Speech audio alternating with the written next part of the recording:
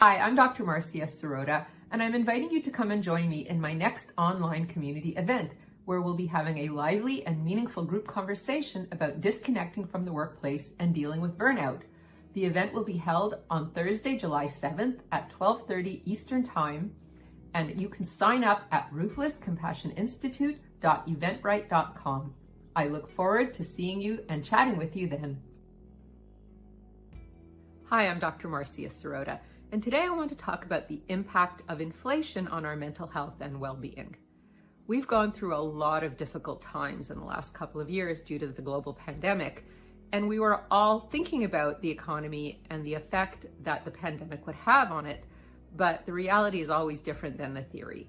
And this, coupled with the war in Ukraine and other global events, have made our economy more strained than ever.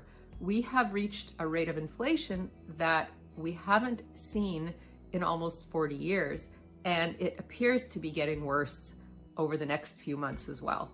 So how does that look for the average person? Well, obviously, when we go to the gas pumps, the price of gas has gone through the roof. It's astronomically high and hasn't been this high ever. And the jump, I think, was 50% from last year. So that's a huge shock to the pocketbook. Another thing, of course, is food prices. And because of the war in Ukraine, as well as global supply chain difficulties, we have inflation as well as food shortages, which is making all of our food, including our basics like dairy and grains and proteins, more expensive. So, of course, for the average person who is needing to commute or even needing to pay public transportation fares, which are likely to go up due to these rising costs, and they want to put food on their table, this is putting a huge strain on their pocketbook and causing a lot of emotional distress. So what happens when the price of everything goes up, as well as any interest rates that we might be paying? Well, we become fearful because it's our survival that's at stake. And when we become fearful, there are certain kinds of reactions which we should be aware of. One of the reactions is that we become more irritable, more impatient, and more intolerant. Another thing that happens is we become more prone to addiction in order to soothe our nerves. So we're more likely to overeat, to use substances, and to engage in other kinds of addictive behaviors, which are obviously not going to help us feel any better and may cause us other problems. And if we turn to gambling, of course, our financial situation can go from bad to worse. We have to recognize that the strain of COVID was already putting tremendous pressure on our mental health and well-being. And added to that, the new rate of inflation, it's really taking its toll. And we're seeing people are angrier outside. They're honking their horns on the streets when they don't have to. They're driving more aggressively. People on the public transportation are getting into arguments with one another. Even in the highest levels of society, in the government, politicians are having to get panic buttons because they're getting death threats from certain constituents. It's really becoming a very difficult time. And I believe that it's because we are stressed and our survival is at stake, and that causes us to do something called regress. Regression means that we return to a more primitive state of being. From an evolutionary standpoint, we are acting more from our hindbrain, which is the impulsive, aggressive part of our brain, versus our forebrain, which is the one that thinks before we act, and that is rational and logical. So when we are more stressed, our hindbrain kicks in and we become more intolerant, more irritable, more aggressive, and more impatient, and of course, more prone to dysfunctional coping strategies like addiction. So what do we need to do to cope better with inflation? Well, I'm not going to give you any financial pointers. That's not my field of expertise. But I will ask you to pay attention to how you've been feeling lately. Maybe you were already stressed to the max because of COVID and all the different things that you had to deal with during the pandemic. And now this. So notice, are you becoming more impatient?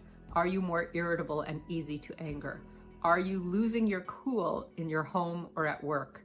Are you turning to the bottle or doing things more compulsively to try to stuff down your feelings of anxiety and stress? Are you noticing that you're feeling more moody, more blue, more prone to tears, Or are you more anxious? Are you having trouble sleeping? Or are you waking in the night filled with worries? Or are you having nightmares? All of these are signs that you're not coping well with the stress that you've been feeling. And it's really important to notice, because noticing what's going on is the first step in changing how you're doing. And of course, once you notice, then you can seek out some type of help. Now, of course, it's difficult these days to find good help because all of our resources have been maxed out due to all the stress during the pandemic.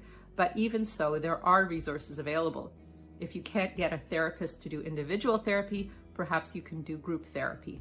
There are many books available on how to deal with stress, and there are certainly a lot of podcasts, videos, and YouTube tutorials on dealing with the difficult times we're in.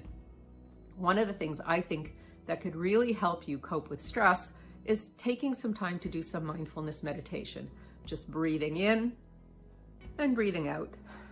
And you can take a minute, a couple of times a day, to just notice your breath and just breathe in and breathe out, and do that a couple of times and just notice how that helps you to settle down and feel better. Another thing you can do is an emotional temperature taking during the day. Just tune in periodically and take your emotional temperature. Am I too hot? Am I running too cold? Where are you at in the spectrum of emotional temperature? Because you want to be kind of medium. You don't want to be too hot. You don't want to be too cold. You want to be like Goldilocks, just right in the middle. So take your emotional temperature periodically during the day and make sure that you're not running too hot or too cold. So mindfulness, tuning in and breathing, taking your emotional temperature. And another really important tool for coping with stress around inflation is self-soothing, self-reassuring. So telling yourself it's going to be okay.